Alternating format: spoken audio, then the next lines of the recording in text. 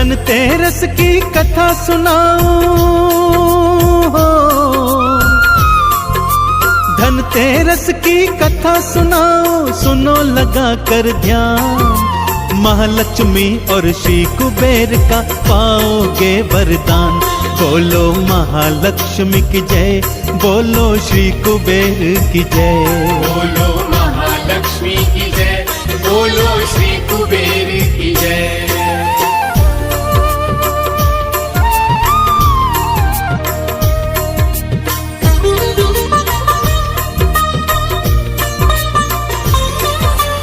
धनतेरस के पावन त्योहार की कथा कुछ इस प्रकार से है भक्तों। एक बार श्री हरि भगवान विष्णु जी के मन में आया कि क्यों ना मृत्यु लोक की सैर की जाए। यूं ही चलने लगे, माता लक्ष्मी हट पर अड़ गईं कि वो भी उनके साथ आएंगी। श्री हरि विष्णु ने लाख समझाया, परंतु माता न मानी। इसलिए वो माता को लेकर मृत्यु लोक में आ गए। घूमते घूमते हरे भरे खेतों के पास आ गए थे कि तभी श्री हरि भगवान ने कहा, हे प्रिय, तुम्हें दक्षिण दिशा वर्जित है। मैं दक्षिण दिशा को जा रहा हूँ, तुम मेरे पीछे पीछे कदापि मत आना और यहीं पर मेरी प्रतीक्षा करना। यह कहकर श्री हरि दक्षिण दिशा को चले गए। परंतु परम चंचला महालक्ष्मी कहाँ मानने वाली थी।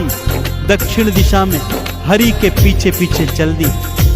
मार्ग में उन्हें एक गन्ने का खेत दिखाई दिया तो गन्ना तोड़कर खाने लगी।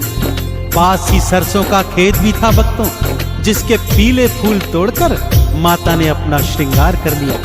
श्री हरि जब लौट कर आए, माता को अपने पीछे आता देखा तो अत्यंत क्रोधित हो गए और क्रोध में माता को श्राप दिया कि जाओ 12 वर्ष तक उसी किसान के यहाँ दासी बनकर रहो जिसके खेतों से तुमने गन्ना और सरसों के फूल चुराए हैं। सारे जगत का पोषण करने वाली माता दासी रूप में किसान के द्वारे पर आ गई।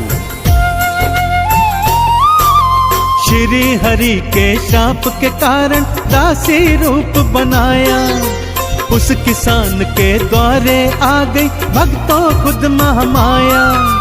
उस किसान को दया आ गई, घर पे उन्हें ले आया। घर के सारे काज थी करती, दासी बनी महामाया। रूखा सूखा खाती थी वो, रूखा सूखा खाती थी वो, देती जो धन धाम। महालक्ष्मी और श्री कुबेर का पाओगे वरदान। बोलो महालक्ष्मी की जय, बोलो श्री कुबेर की जय। बोलो महालक्ष्मी की जय, बोलो श्री कुबेर की जय।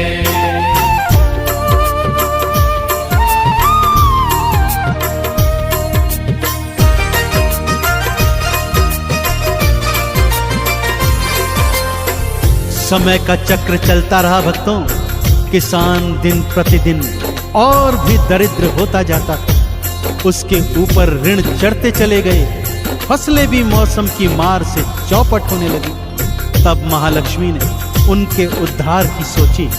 उन्होंने स्वयं की एक माटी की मूर्त बनाई और किसान की पत्नी को उस मूर्ति की विधिवत पूजन अर्चन करने को कहा। जैसे ही किसान की पत्नी ने माता की मूर्ति की पूजन अर्चन शुरू की, माता लक्ष्मी ने उन पर अपनी कृपा दिखानी आरंभ कर दी और धीमे धीमे उनके दिन पलटने आरंभ हो गए। उस किसान की दरिद्रता तो माँ से देखी न जाए। अपने ही हाथों से माता स्वयं की मूर्ति बनाए। इस मूर्ति की पूजा करो तुम, मैया ने समझाया। उस किसान की पत्नी ने फिर पूजी थी महामाया। दिन थे लगे पलटने भक्तों,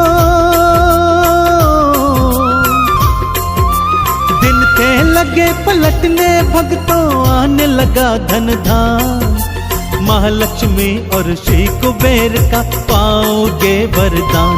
बोलो महालक्ष्मी की जय, बोलो श्री कुबेर की जय। बोलो महालक्ष्मी की जय, बोलो श्री कुबेर की जय।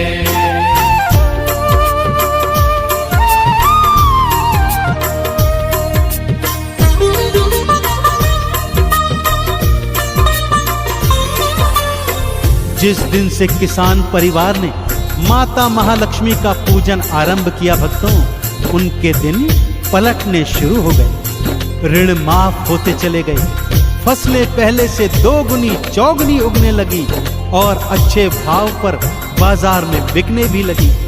अब तो माँ लक्ष्मी को वो पुत्री के समान स्नेह करने लगे और सुख से समय व्यतीत करने लगे। परंतु समय का चक्र तो रुकता नहीं है भक्तों। देखते देखते 12 वर्ष समाप्त हो गए और श्री हरि ठीक 12 वर्ष की समाप्ति के पश्चात माता महालक्ष्मी को वापस लेने आ गए। किसान ने जब ये सत्य जाना तो भी वो माता लक्ष्मी को वापस भेजने के लिए आनाकानी करने लगा। श्री हरि ने माता लक्ष्मी ने लाख समझाया, परंतु किसान था कि मानता ही नहीं था। 12 वर्ष बीते तो विष्णु माँ को लेने आए। बोले मेरी पत्नी है ये, उसको थे समझाए। मैया को वापस देने को वो किसान ना माना।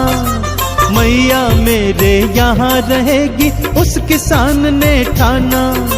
महालक्ष्मी का एक जगह पर हो, महालक्ष्मी का एक जगह पर नहीं होता स्थान। महालक्ष्मी और श्री कुबेर का पाओगे वरदान। बोलो महालक्ष्मी की जय, बोलो श्री कुबेर की जय। बोलो महालक्ष्मी की जय, बोलो श्री कुबेर की जय।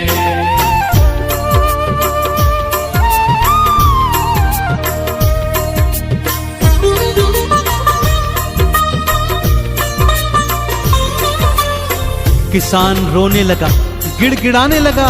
तब माता महालक्ष्मी ने उसे अपनी कृपा पाने का एक सरल उपाय बताया।